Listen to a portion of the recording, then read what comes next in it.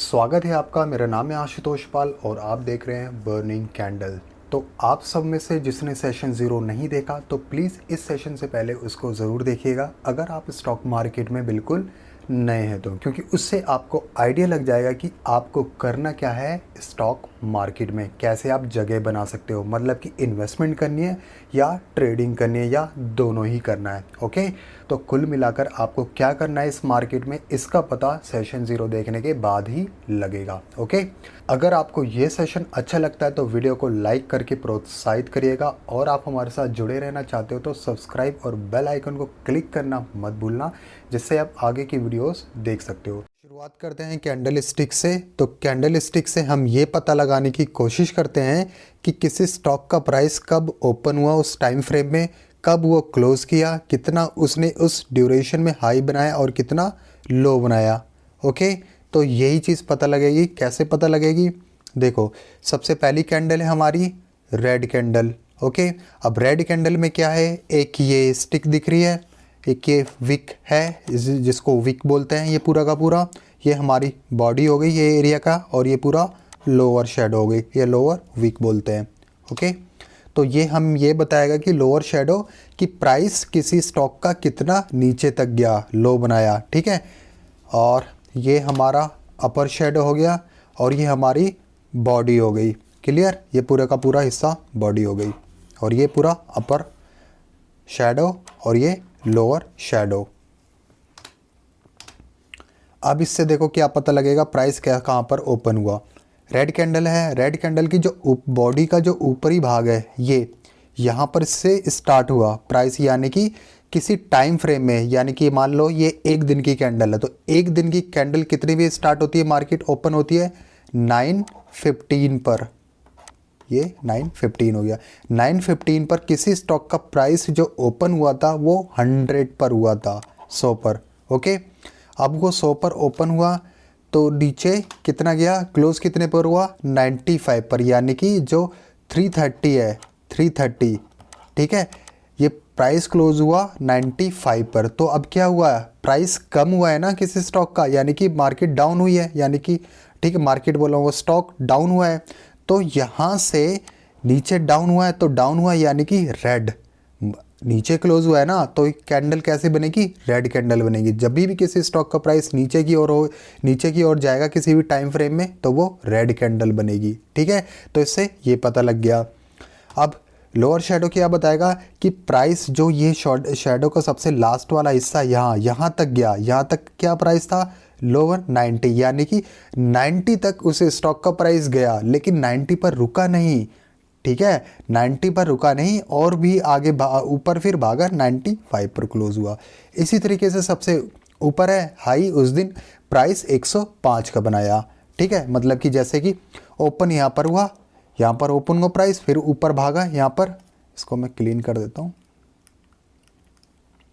ये ओपन यहाँ पर हुआ, ओपन होके हाई कहाँ तक गया, यहाँ तक गया। ठीक है, लेकिन यहाँ पर प्राइस रुका नहीं, रिजेक्ट हो गया, रिजेक्ट कर दिया इसको, तो प्राइस नीचे की ओर गया, नीचे की ओर गया, नीचे की ओर। क्लोज यहाँ होना था लेकिन यहाँ नहीं रुका और ऊपर गया यहाँ। ठीक है, लो यहाँ पर बना, फिर यहाँ पर ये इस प्राइस को लोअर को रिजेक्ट करा, इस एरिया को रिजेक्ट करके गया गया गया गया धीरे वापस गया यहाँ पर क्लोज, यहाँ पर क्लोज हुआ, यानी कि 9:15 पे और 330 पर जाते जाते ये बन गया आपका 95 प्राइस। ठीक है, तो कैंडल स्टिक से हम ये पता लगाएंगे। तो दूसरी कैंडल क्या है हमारी, ग्रीन कैंडल। अब ग्रीन कैंडल में क्या है, देखो प्राइस क्लोज कहाँ हुआ, ओपन कहाँ हुआ, यहाँ पर ओपन यहाँ पर हुआ 95 पर। अब ये ग्रीन कैंडल बनी ना तो ऑब्वियसली किसी स्टॉक का प्राइस ऊपर गया होगा, तो ऊपर गया, यहाँ पर क्लोज कितना हुआ 95 से 100 पर, यानी कि बड़ी बड़ी है तो इसलिए ग्रीन कैंडल हो गई।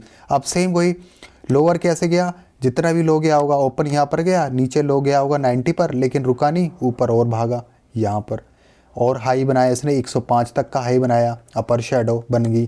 ठीक है, लेकिन हायर को रिजेक्ट किया इसने और नीचे आया, क्लोज यहाँ पर हुआ 100 पर। ठीक है, तो ये रेड कैंडल हमें ग्रीन कैंडल ये बताएगी कि मार्केट क्लोज कहाँ पर हुई है, अप बढ़ के। ठीक है, बढ़ के, ग्रीन कैंडल बढ़ के, रेड कैंडल घट के। ओके, यहाँ तक क्लियर। कैंडल स्टिक्स हमें ये बताएगी। सिंपल सा है, ओपन यहाँ पर हुआ, गया, हाई बनाया ये, क्लोज यहाँ पर हुआ और लो बनाया ये, तो ये इसको ओपन और क्लोज को डाल लो, बन गई कैंडल। ऐसे बनती है कैंडल। क्लियर? तो चलो अब देखते हैं नेक्स्ट क्या है हमारा। सेम ये मारू बोजू कैंडल बोलते हैं, ठीक है, जैपनीज़ नेम है ये। तो इसमें लोअर वीक और लोअर शेडो नहीं होती। क्यों नहीं होती? देखो, मार्केट ओपन हुई है 95 पर, ठीक है, प्रेशर इतना था बायर्स का कि कोई न्यूज़ आई होगी बाई बाई बाई बाई, सिर्फ बाई बाई कर रहे, कोई नहीं था, ठीक है, सेल करने के लिए। तो प्राइस ऊपर गया, और ऊपर गया, ऊपर भी कोई वीक नहीं बनी क्योंकि जहाँ पर क्लोज हुआ वही हाई था उस दिन का, ठीक है, कि ना ही ऊपर तक गया। सेलर समझ लो कहीं भी नहीं मिले, सारे बायर्स ही बायर्स थे, ठीक है। बहुत ही स्ट्रॉन्ग कैंडल बोलते हैं इसको। 95 से 105 पे गया, ग्रीन कैंडल है। Same just opposite red candle, open कहाँ हुआ? ऊपरी भाग पर ओपन होगा। प्राइस रेड है तो ऊपर से स्टार्ट होगी 105 पे, गिरा कितना? 95 पर, तो यानी क्लोज हुई। प्रेशर इतना था सेलर्स का, कोई ऐसी नेगेटिव न्यूज़ आई होगी कंपनी की, सिर्फ सेलर सेलर सेलर, ओपन होते ही वही हाई मान लेंगे क्योंकि उससे ऊपर गया ही नहीं, और नीचे नीचे क्लोज 95 से यहाँ तक सीधा गया, ठीक है। तो कैंडल स्टिक से ये पता लगेगा हमें। अब हम चलते हैं नेक्स्ट, हमारा कैंडल स्टिक्स के टाइम फ्रेम। टाइम फ्रेम होता है ना, जैसे अभी हमने डिस्कस किया था एक दिन की, तो एक दिन की कैंडल ये है। एक दिन ओपन कहाँ हुआ? रेड कैंडल है, तो कहाँ से ओपन होगा? ऊपर की ओर, ये ओपन है, ठीक है। यहाँ लो बनाया इसने, लेकिन क्लोज यहाँ पर हुआ, ये लो हो गया और ये हाई हो गया। ये तो हो गया एक दिन की कैंडल। अब इसी तरीके हम एक वीक की कैंडल कैसे पता लगाएंगे कि एक वीक का प्राइस कैसे होगा? तो बनेगी तो वो एक दिन से ना, एक वीक की। एक वीक एक साथ थोड़ी स्टार्ट, एक वीक जो होता है एक साथ थोड़ी होता है। वो कैसे होता है? Monday, Tuesday, Wednesday, Thursday, Friday, इनका एक वीक बनेगा। 5 दिन ओपन होती है मार्केट में, ठीक है। तो एक वीक में 5 कैंडल्स बनती हैं। क्लियर? ये हो गई हमारी मंडे, ट्यूसडे, वेंसडे, थर्सडे और फ्राइडे। क्लियर? तब ये पूरे वीक की कैंडल है, तो इसको हम एक वीक में कैसे मर्ज करेंगे, ठीक है, ब्लेंड कर देंगे एक वीक के, एक दिन की कैंडल में।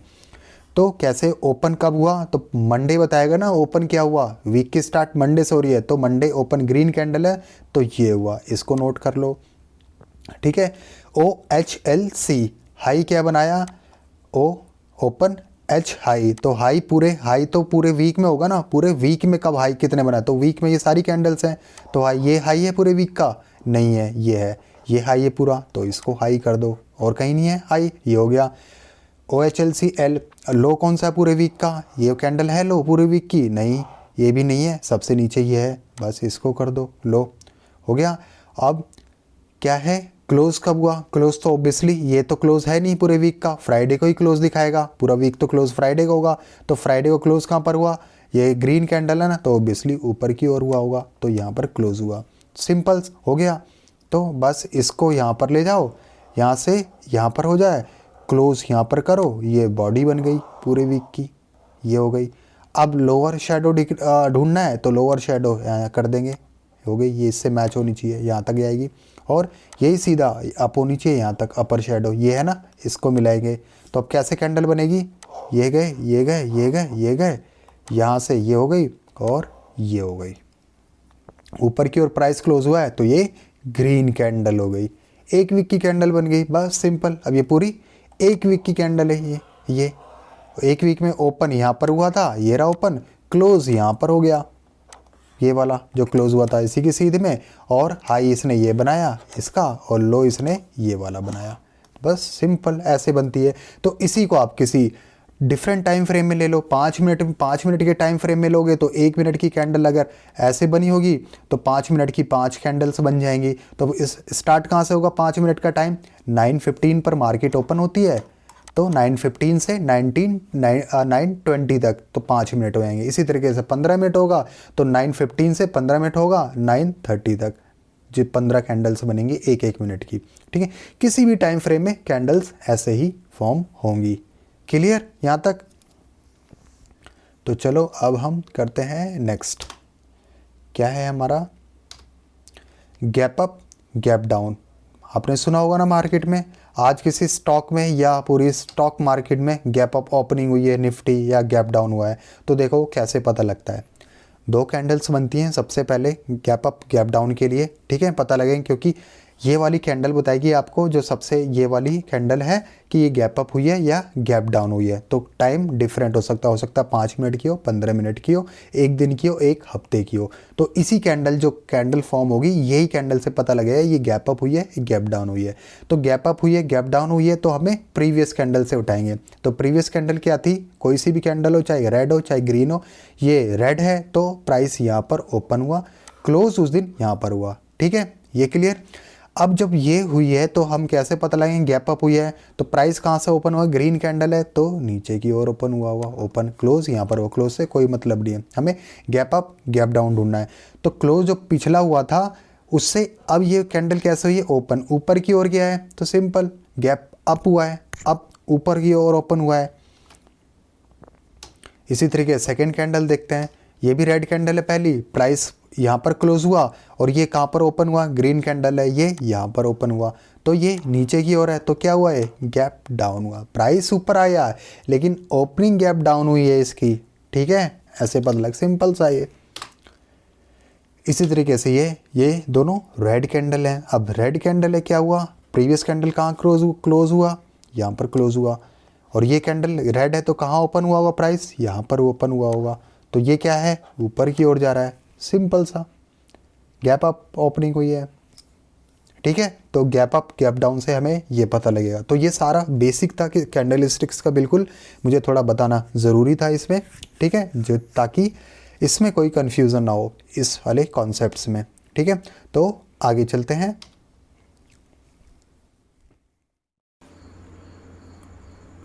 अब बात करते हैं बल्क डील और ब्लॉक डील, ठीक है। बल्क ये डील सुनिए ना, मार्केट में आज बल्क डील और ब्लॉक डील किसी शेयर्स में हुई है। तो देखो क्या ये, देखो दोनों एक ही चीज़ है, ये हमारे जैसे लोगों के लिए नहीं होता। ये मार्केट के जो धुरंधर है ना, जो बड़ी बड़ी मछलियाँ हैं, यानी कि FII, DII, HNI, अच्छा HNI नहीं बताया था ना, शायद नहीं बताया, चलो बता ही देता हूँ। HNI हाई नेटवर्थ इंडिविजुअल, यानी कि करोड़पति अरबपति बंदा मार्केट में पैसा लगाता है अकेले अपने दम पर, ठीक है, तो वही HNI है, यानी कि हाई नेटवर्थ इंडिविजुअल।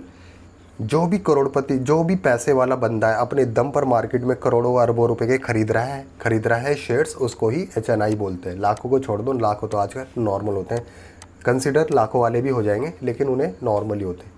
ज़्यादातर ही करोड़पति और अरबपति लोग ही पैसा लगाते हैं।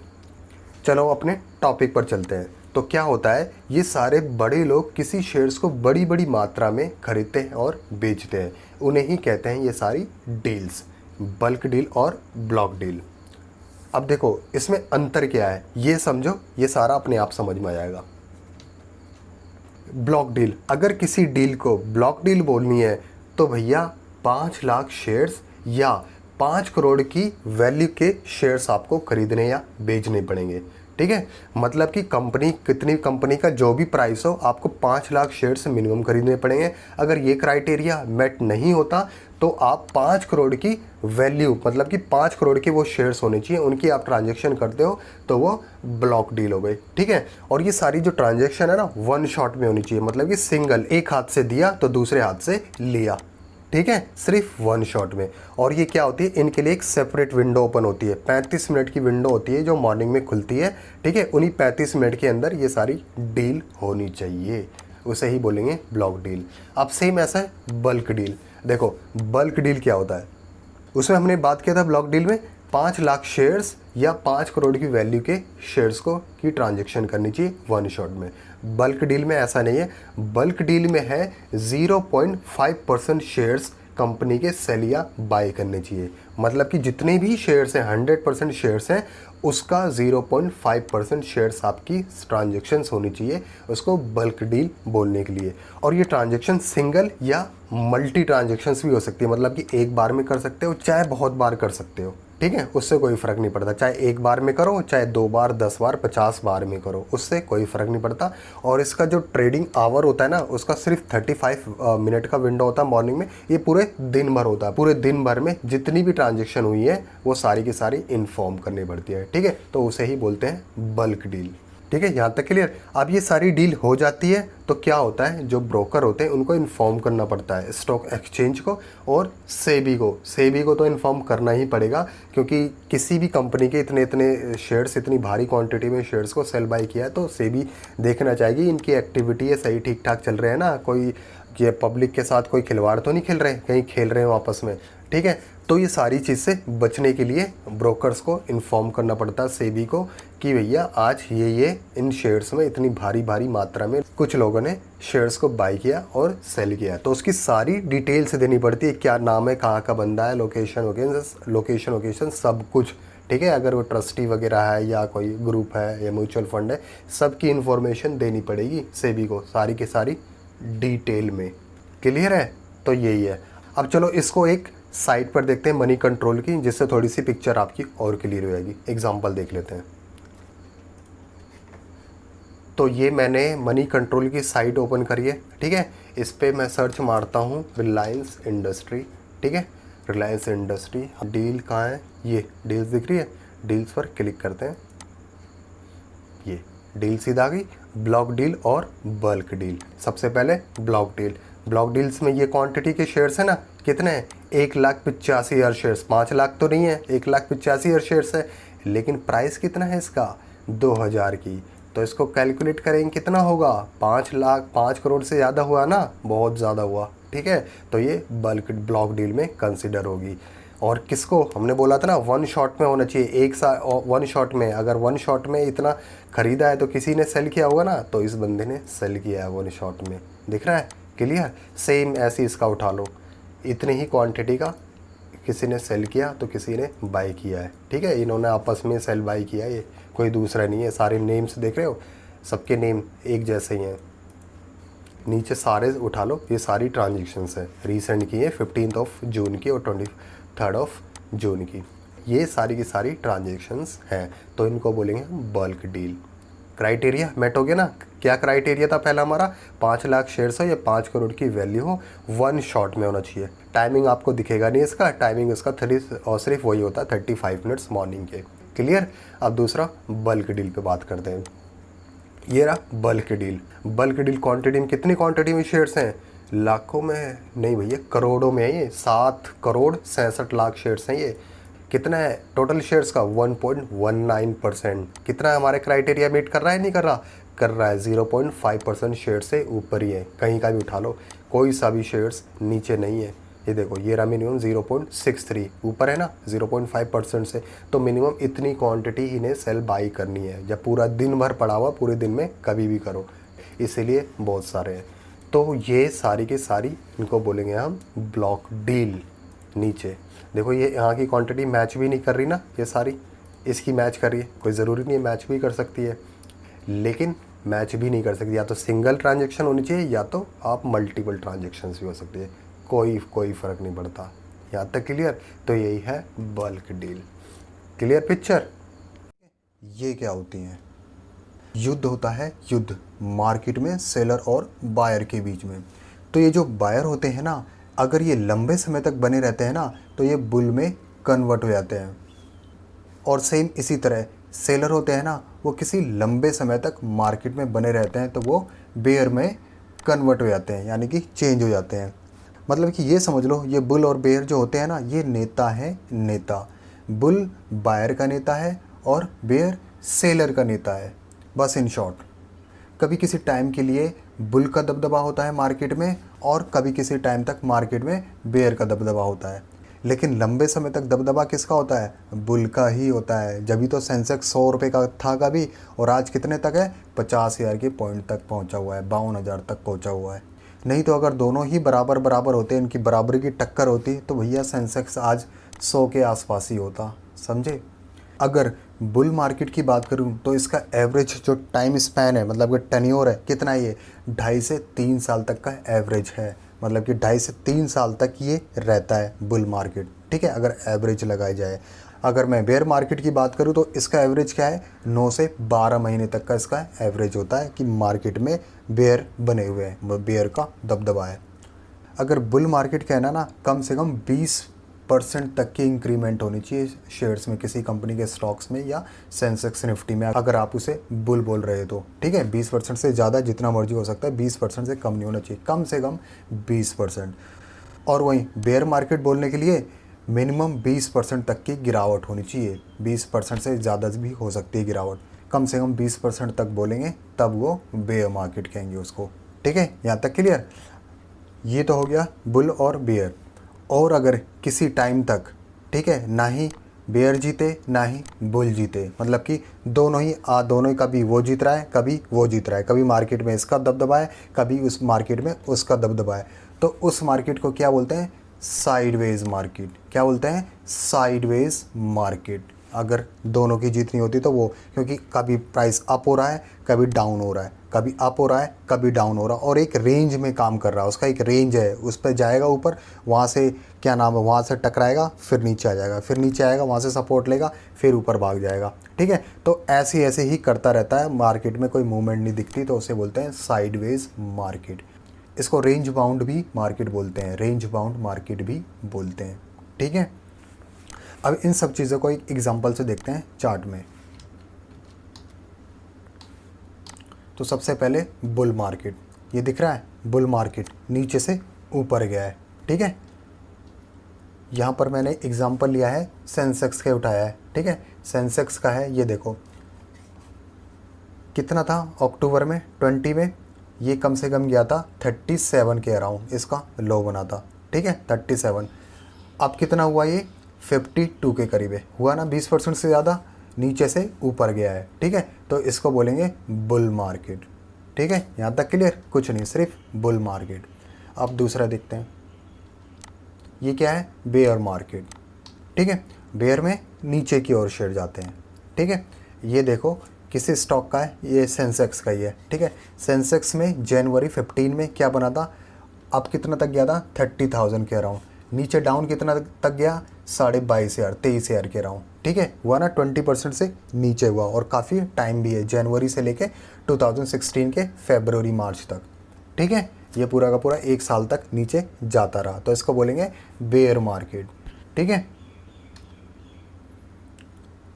और आता है साइडवेज मार्केट, ठीक है। ये साइडवेज मार्केट, साइडवेज मार्केट में क्या होगा, प्राइस यहाँ से गया ऊपर फिर टकराया फिर नीचे आया फिर ऊपर गया फिर नीचे आया फिर ऊपर गया फिर नीचे आया फिर ऊपर गया, मतलब कि ऐसे इसकी कंटिन्यूटी बनी रहती है किसी स्पैन में, किसी टाइम के पीरियड में, ठीक है।